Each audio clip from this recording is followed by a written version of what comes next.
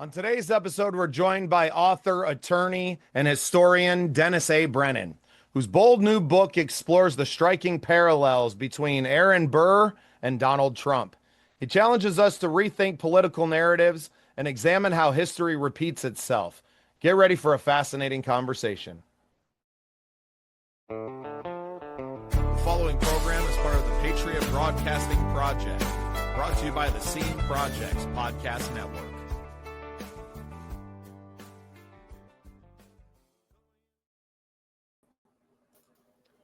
Well, welcome into this exciting episode of the Patriot Broadcasting Project. With us today is Dennis A. Brennan. Dennis, welcome to the show. Well, thank you for having me, Bubba. I really appreciate it.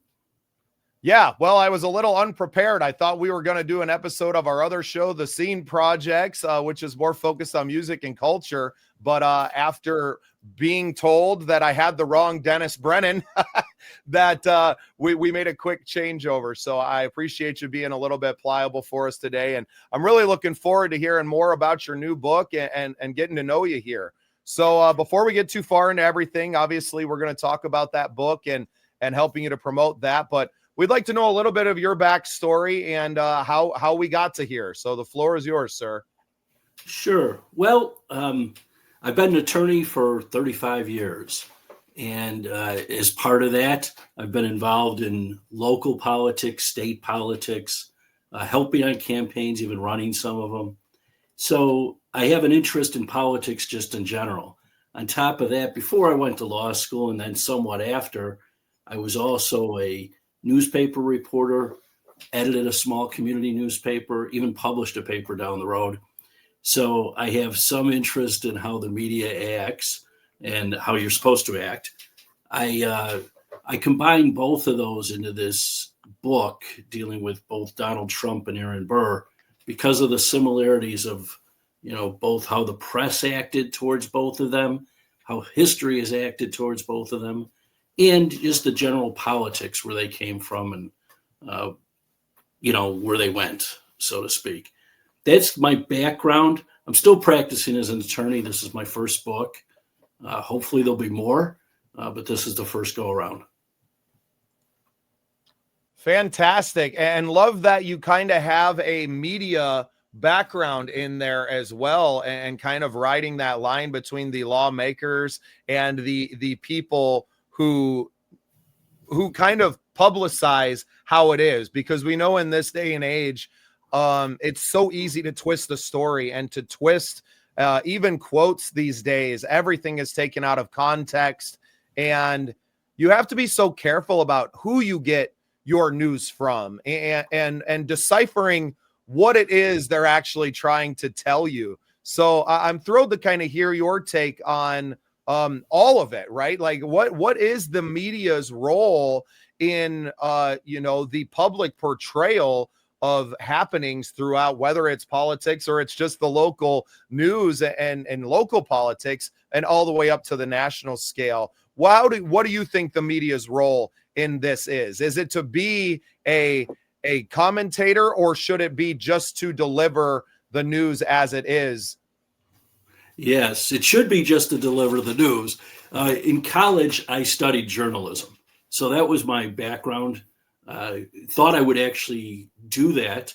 I am glad I really didn't do that. But journalism, the way I was taught, and this goes back to the early '80s, you had the 5 W's and the 1 H. So in every story, especially in the introduction, you're supposed to have that in there, or at least emphasize that. And that's who, what, where, when, why are the 5 W's, and then the 1 H is how. That's the story you're supposed to build when you're writing a straight news story. You use those words to build it out. Somewhere along the line, journalism changed to advocacy, what they call advocacy journalism. And you can see it. I first saw it at the local level, working on political campaigns, where no matter what you did, there were certain reporters and columnists who would write things that just were a little bit slanted. They were trying to push their guy over the finish line. And that's at the local level. And I thought, well, it's local, they're idiots, whatever. They don't know what they're doing. But I never realized it had gone, national until really, Trump really made it clear. When Trump came into the spotlight, they were so, so far to the one side against him. No matter how you report it, it became, what's the worst thing we can see out of this to report? And they were really advocating for the other position rather than whatever he would say. Everybody that read about Trump, especially in the first term, you'd see fact checks or just, it's been debunked. That became a new word. Trump said whatever, that's been debunked. And I was like, where was it debunked? I didn't read it being debunked. So I'm no big fan of the media. In the book, I talk about the connections between, politicians, their staffs. Many of them have left and then go on to become, network stars. George Stephanopoulos is a good example. No journalism background whatsoever. And he's got one of the premier shows on a network. You would think you'd find someone who had a background in journalism to do that show. And you'd hope that that person's background would be free of bias, like you didn't work in the White House, for instance. And it's not only him. I listed a lot of people that are involved like that. Chuck Todd didn't even go to school for journalism, and he had a great premier show on NBC, but he worked for a staffer, worked on some political campaigns. When you do that, and it's only natural, I would do it too, you end up slanting the news for your party, your people. It's become that it's too hard to separate, and they really believe they're part of the campaign now, that they're fighting a good fight. Right. They aren't journalists. They are media personalities, right? They are actors. They are portrayers who are reading from a script. And I've spent enough time in local news stations to see the teleprompters and to know how the game works. And that these people are not necessarily investigative journalism is all but dead, I would say, in this day and age, unless you're independent. Right. None of these major markets, they're, these major media players, the New York Times or the Washington Post or any of these, major conglomerates, they have no interest any longer in investigative journalism. They have a financial obligation to their advertisers and to their business to just print stuff that's going to get people to read it. And it's funny how we used to kind of laugh at tabloids, right? In the 90s, the tabloids and the salacious headlines, and they were a joke. And now that's kind of become all that journalism is, right? And not to the real journalist, but on the forward-facing front of it, is it's all just a joke. It's all salacious headlines. It's all clickbait. And there isn't really a whole lot of real news or journalism happening anymore. At least that would be the appearance to a small town guy like me. Yeah, I think you're right on. That's a big part of the problem. And I think the excuse that they've used over the years is, well, you have to be first. They wanted to be first rather than right.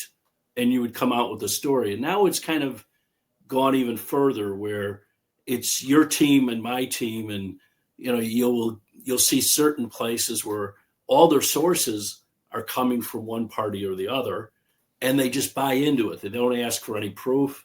They don't check it out. There's an old saying with journalism, and it's been used a lot. If your mother tells you she loves you, get a second opinion, check it out. That's the rough translation of it. There's more to it, but that's what they should be doing, though. You can't just take, someone's word for it, and you can't say, okay, we'll print that because we want to see you do well. We've seen so many examples of it. The Russian collusion, which now I would say is the Russian hoax, has, brought that out with Trump for sure, where you had not only first being reported, I believe it's the New York Times or Washington Post, one of them won a Pulitzer for it. It's a fake story. And that's not the first time that the Pulitzer Award has gone on a fake story. There was one years ago about some kid that was a heroin addict at like 11 years old. They did a whole piece on it. It was all fake. There was no heroin addict. But that kind of diverts a little bit from this conversation. So it's a long history of you know, rewarding bad journalism where nobody questions it.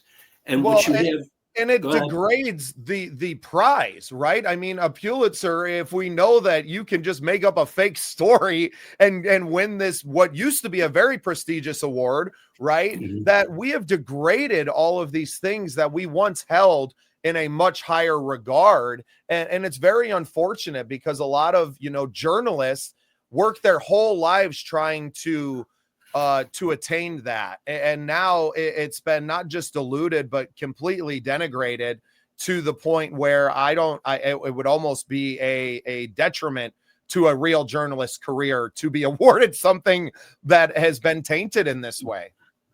Sure, and I think the problem is when you see, um, the public's response to journalism, and the numbers are they're disliked or trusted about as much as Congress is.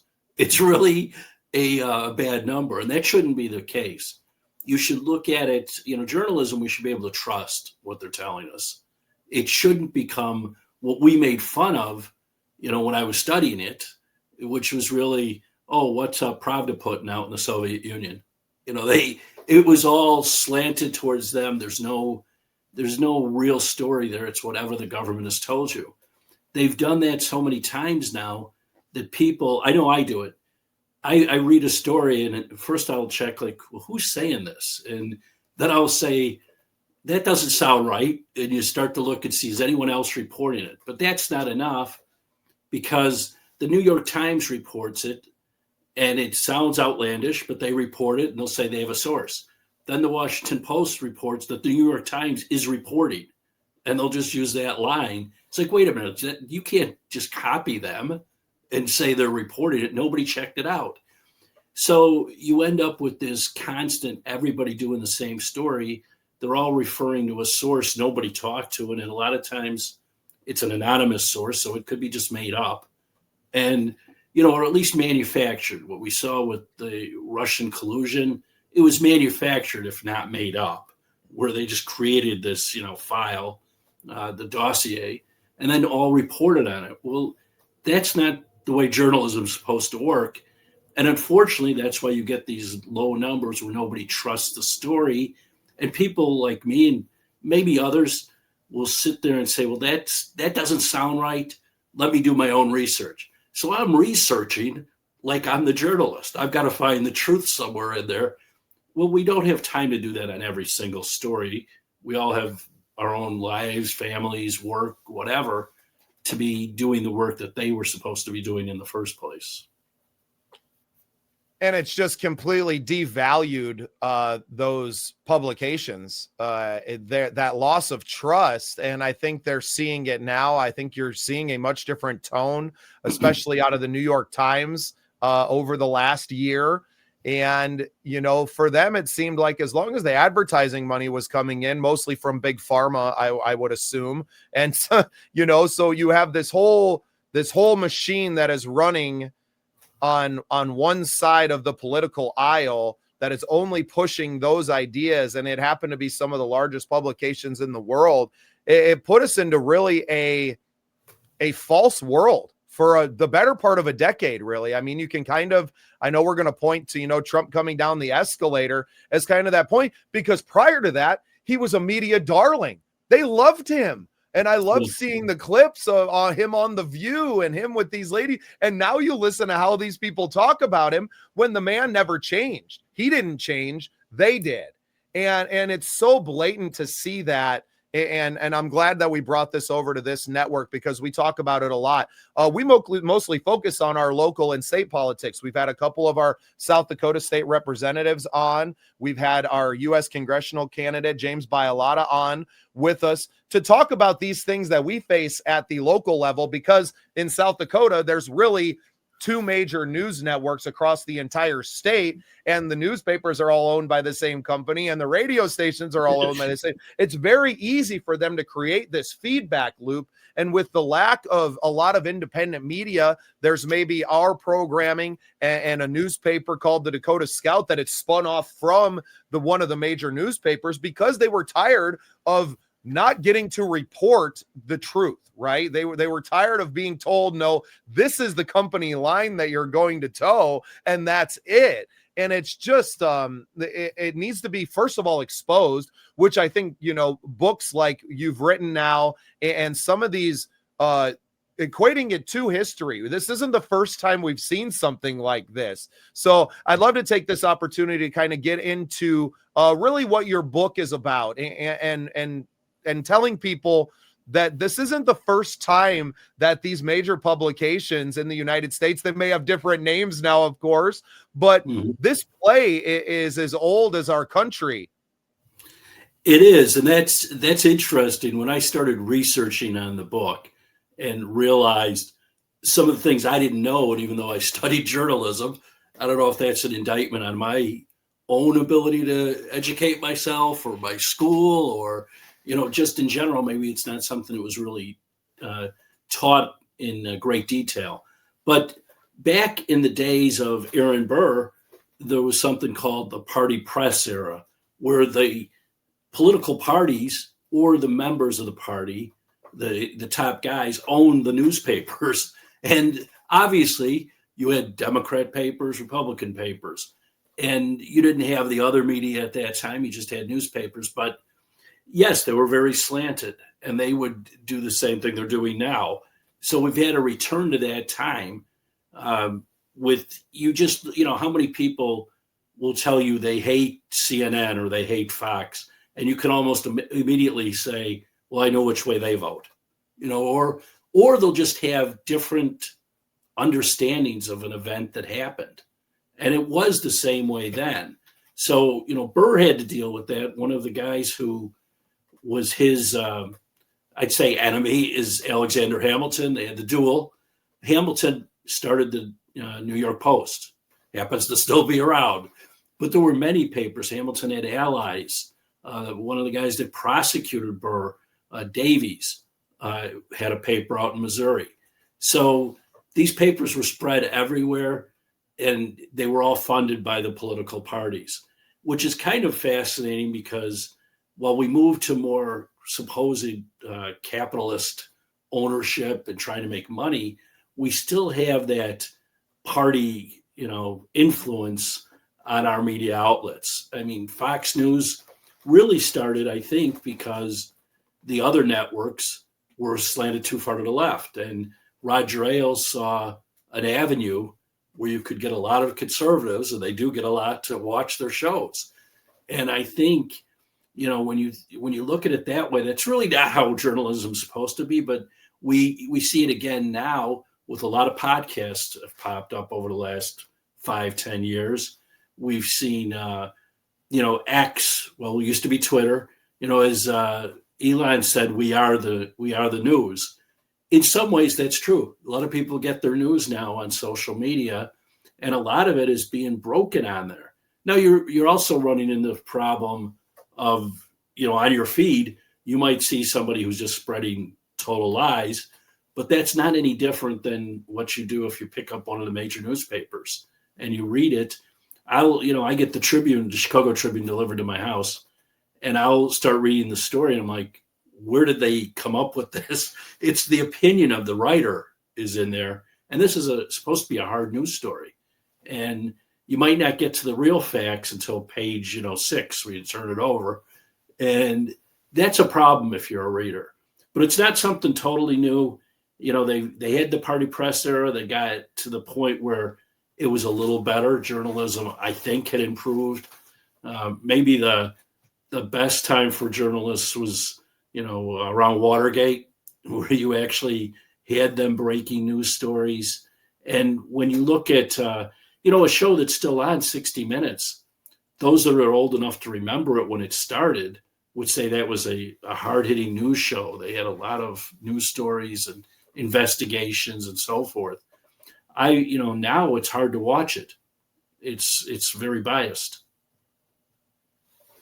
And it's all hard to watch. I think no matter which side of the political aisle, I don't have cable. I don't get any of my news from there. I would rather watch a podcast like Tim Pool where at least I'm being read the story. This is the source. This is what we're doing. And then we're telling you that we're giving our opinions about it. And then he always makes sure to have a differing of opinion on there on a panel of 5 people.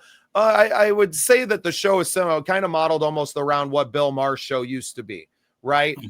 They're a little more conservative leaning in their views. I would say, Tim Pool is probably more of a libertarian than anything, but you go and look at what they say about him on left media and he's a far right extremist, right? And you're like, no, I listen to the man every day and he has a lot of what you would term left-wing views on social issues and some things like that.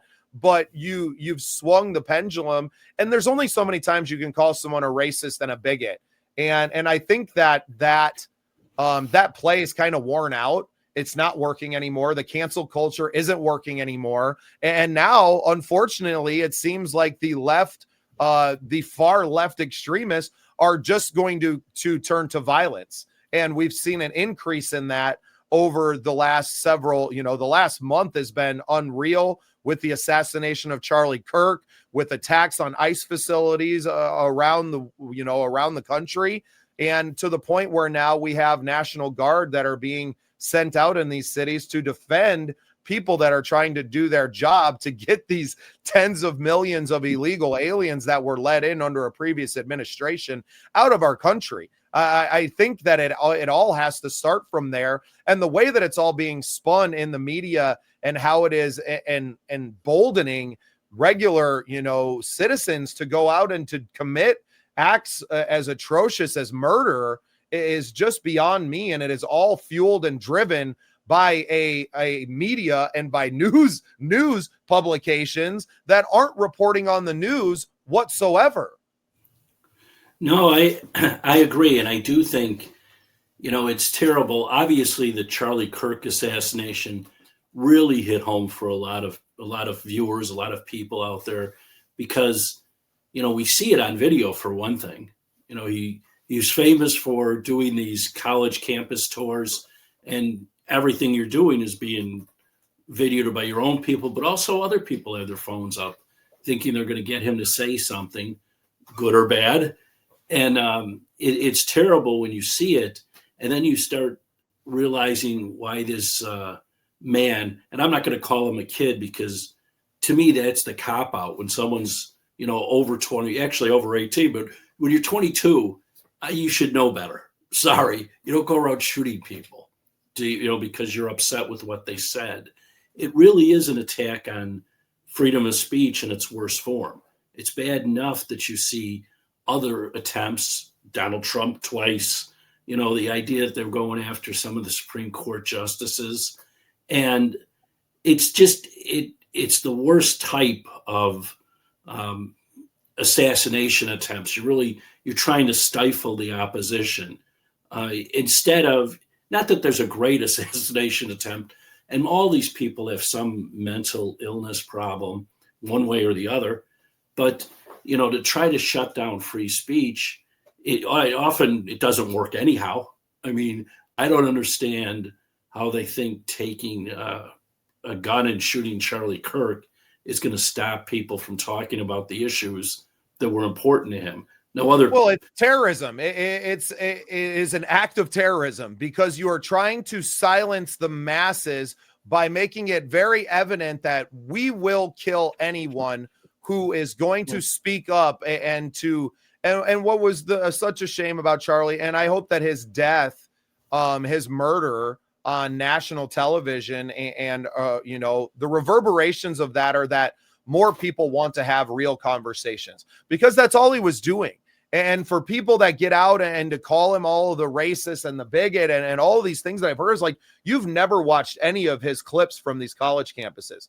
You've never actually listened to the man at all. You were just parroting some narrative, or you saw a clip taken out of context and you saw that one thing. The man put on tens of thousands of hours of content, of which I have not consumed even a small fraction of it, but enough to know that he was not who the left media was trying to say. And the fact that people went out, not just celebrated his death, but then rail against their own rights to free speech with the Jimmy Kimmel fallout. Nobody stopped Jimmy Kimmel from going out and saying what he did, but there are repercussions to those actions as well. Your free speech is not being limited. You had the freedom to go say what you wanted to say. You said it. Now you have repercussions of those actions. That is much different than someone telling you that you cannot say something or that you're not allowed to do that. And I think there's a huge disparity between, what is free speech and what they're terming as First Amendment right violations. Right. And I think, obviously when you kill Charlie Kirk, you're shutting down his First Amendment rights to speak. And, the rest of us, I have seen quite a few of his videos. And the reason, I have a Samsung TV and there's a network on which his podcast plays. So recently, probably 3 weeks before he was killed, I had seen a lot of those. Also with X, a lot of them play. And, it is exactly what you said. People will take either snippets or more likely they repeat what they've heard because they're too lazy to look it up. I spoke before about having to look up when you see something, gee, is that right? Let me look it up. Because Kirk has been called a homophobe, a racist, transphobe. I looked and saw on each of those issues what he actually said. And they were not, indicative of how these people are calling him a racist or a homophobe. He actually defended, there was a guy in one of those college campus meetings where a guy stood up and was railing about gay people being within the conservative movement. And Kirk really just shot him down and said things like, do you want to keep Guy Benson out of the conservative movement because he's gay? Do you want? And this guy in the audience says, yes. And Kirk said, then you're not a conservative. You're not a Republican. That's not the party. And he said, get out of here. He just pointed towards the door as if he was Ralph Cramden or something. But it was a good video. It showed in his heart, he's not a homophobe. Now, he did explain he's a Christian. He doesn't believe you should do that, but he doesn't think that those people shouldn't be allowed to be part of a political party or express their views. And I think the guy asking the question might have been the homophobe, but he certainly wasn't. And same thing with those other issues. He wasn't a racist. And if you look at it, it's unfortunate that people are able to spread those kind of lies. I guess they did it when he was alive and they're doing it when he died also. But it's up to everybody else to set the record straight. And I think part of that is why I wrote this book, to set the record straight. It's often that, you see newspapers, and I do have a quote in the book about how newspapers are the first recording of history. It's a quote that Philip Graham, who used to be the publisher of the Washington Post, said. And it's true. But then after that, history has to be written. And if you sit there and allow the other side, I'm doing it now too, if you allow other people to decide what's true, you end up with a large group of future populations thinking that Donald Trump was controlled by, the Russians, that he was a Russian asset. There are people that still think that, even though all the evidence shows that's not the case. Beyond the 4 years, as president, where you saw nothing like that, we now have evidence that it was all a hoax. That it was all made up by the Clinton campaign and the Obama administration. And it's sad, though, that the news media on all sides should be broadcasting that everywhere. And they've kind of covered it up in some cases. Well, and I've heard people talk about it that, there's a reason that they do this, and it's not for the people that are here now. It's so that 10, 20 years down the line, they can point back at all of these articles and all of these archives that they've created of that, and to go, oh no, look, he was this person, when everybody who knows better is dead and gone. And you're using it to brainwash a future generation.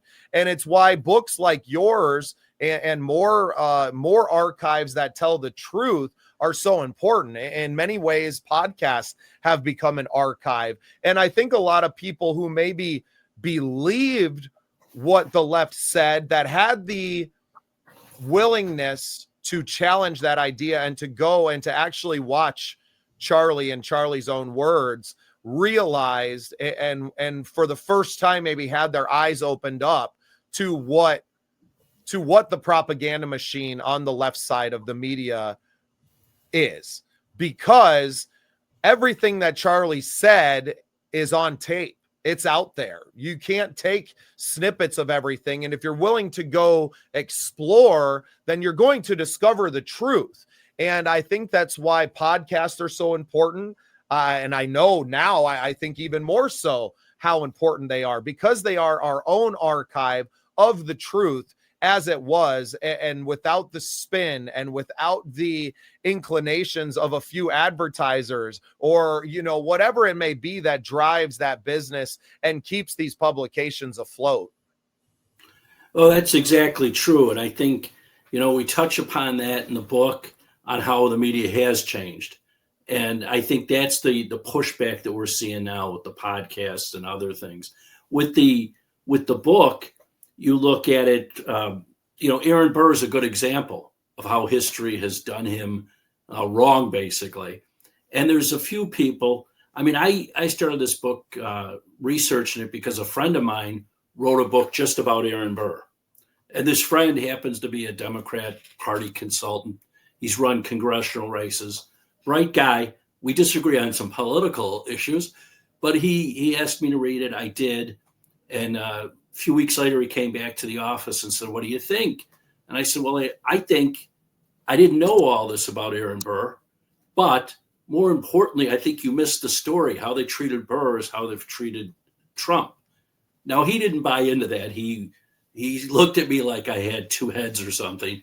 It is that divide between Democrat and Republican. And, I said, well, if you're not going to correct it, then I'm going to correct it, because someone has to tell the real story. I do believe Aaron Burr is known more, besides that he shot and killed Alexander Hamilton in a duel that Hamilton challenged him to. There's the Burr conspiracy, which, if anybody knows, we break it down in the book on how it really had no legs. It was, charges against him on treason that he actually won in court twice. But for a long time, a lot of people think Aaron Burr was a traitor. He wasn't. He served in the military. He was a vice president. He was a patriot. But the story they tell makes him out to be the bad guy. And, it has to be told differently.